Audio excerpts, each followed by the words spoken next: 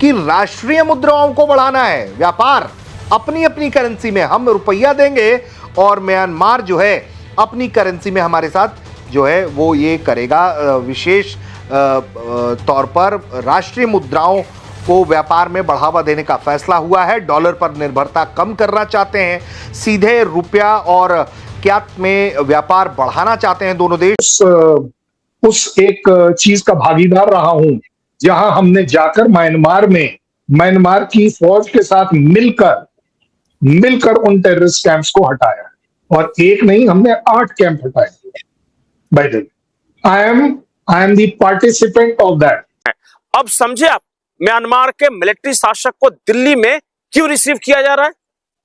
जो वहां सत्ता में रहेगा उसको हम रिसीव करेंगे, चाहे वो आंग सान सू की अगर विद्रोही नेता आ जाए फिर भी हमारे लिए महत्वपूर्ण है, और अगर मिलिट्री शासक है तो वो भी महत्वपूर्ण है। भारत के नॉर्थ ईस्ट की सेफ्टी और सिक्योरिटी के लिए एक बड़ा कदम उठाया जा रहा है। जो फ्री मूवमेंट रिजीम FMR जिसको बोलते थे, म्यांमार के साथ जहां पर लोग ऊपर नीचे 16 किलोमीटर के डिस्टेंस में दोनों तरफ से आ जा सकते थे, आज वो चीज़ को बंद करने का फैसला किया गया है। दोस्तों, म्यांमार के राष्ट्रपति यू मिन आंग हलाइंग अपने शपथ ग्रहण के सिर्फ 2 महीने बाद पहली विदेश यात्रा के लिए चीन नहीं बल्कि भारत आए हैं। एक ऐसे समय में जब म्यांमार पर पश्चिमी देशों का दबाव है और चीन लगातार क्षेत्र में अपना प्रभाव बढ़ा रहा है। ऐसे में भारत को प्राथमिकता देना एक बड़ा राजनीतिक संकेत माना जा रहा है। म्यांमार ने ऑफिशियली इंडिया को बोला है कि कोको आइलैंड में चाइनीज है नहीं, ऐसा म्यांमार का कहना है। लेकिन नैपिटो कैपिटल है म्यांमार की, उसने इंडियन नेवी ने रिक्वेस्ट करा था कि यार अगर आपने चाइनीज को नहीं दिया है तो क्या हम कोको आइलैंड विजिट कर सकते हैं। जय हिंद साथियों, म्यांमार के राष्ट्रपति भारत आए और भारत के एक से दिग्गज नेता से मिले। पहले वो अजीत डोभाल से मिले, FM जयशंकर से मिले, प्राइम मिनिस्टर मोदी से मिले और हमारे राष्ट्रपति द्रौपदी मुर्मू से भी मिले। यानी कि साथियों उनकी मीटिंग हर नेता से हो गई ताकि भारत और म्यांमार के बीच में इस बार जो समझौते हो उसमें कोई कमी ना रह जाए। हर तरफ से पॉइंट जो है वो क्लियर रहना चाहिए। और म्यांमार के नेता जब राष्ट्रपति जब भारत के दौरे पर है तो जाहिर सी बात है इस पर टेंशन जो है वो चाइना को होना शुरू हो गया, क्योंकि साथियों बहुत लंबे समय से जब से म्यांमार में तख्ता पलट हुआ उसके बाद से म्यांमार में चाइना का प्रभाव जो है वो ज्यादा देखने को मिल रहा था। और भारत हमेशा से कोशिश करता रहा कि म्यांमार में स्थिति सुधरे, और उसी की नतीजा है कि आज म्यांमार के राष्ट्रपति भारत आया है और भारत के साथ सैकड़ों से भी ज्यादा बातों पर चीजों पर बातें हुई है। और भारत और म्यांमार के बीच में जो रिश्ते हैं वो काफी सुधरने वाली स्थिति में आ गई है। और इधर हम देख रहे थे जिस तरीके से बॉर्डर के मामले में बांग्लादेश और भारत के बॉर्डर पर जिस तरीके से लड़ाई चल रही है, उसी तरीके से अब म्यांमार की जितना भी बॉर्डर भारत के साथ लगता है उस पर भी काम चालू हो जाएगा।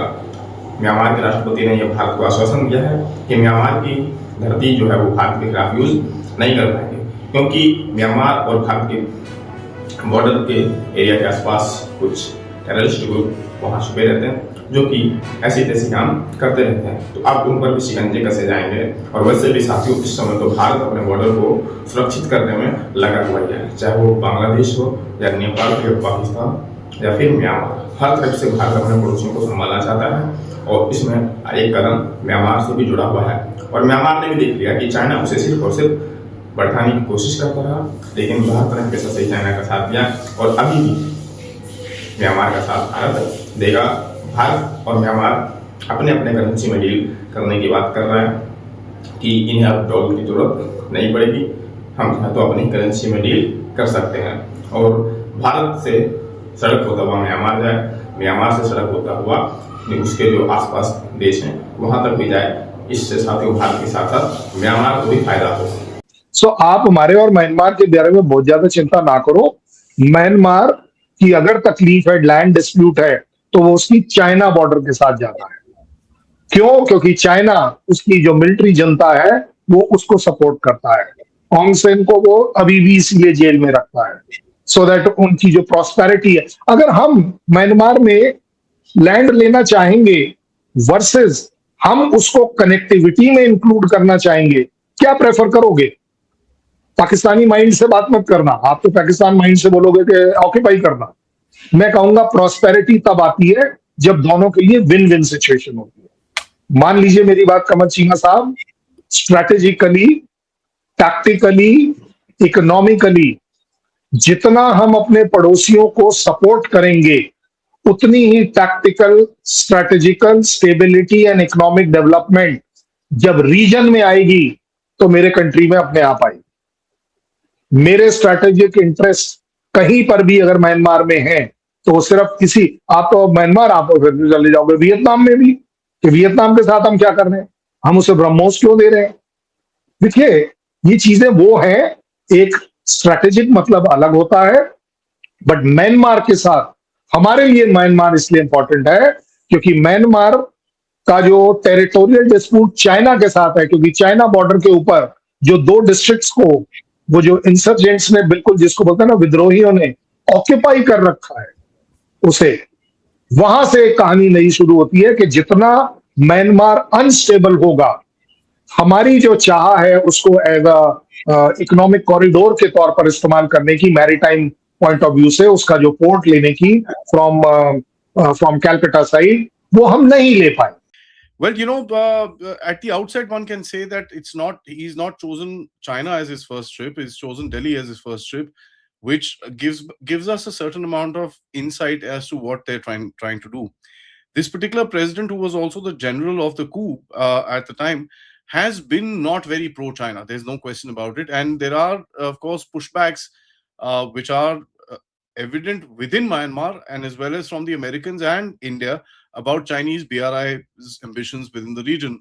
The CMEC, or the China-Myanmar Economic Corridor, which basically is there's a lot of projects which are inside Myanmar, along with one of the biggest things, which is Kyeokphu. Kyeokphu is a port which is there on the coast of Myanmar, which actually takes in